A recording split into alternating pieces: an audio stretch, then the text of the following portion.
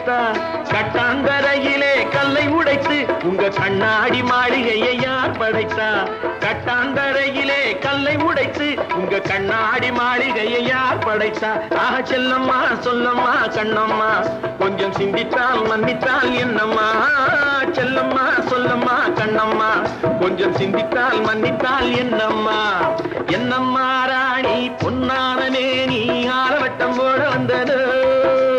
ஏறி வந்த ஏணி தேவையில்லை என்று ஏழை பக்கம் சாடுகின்றது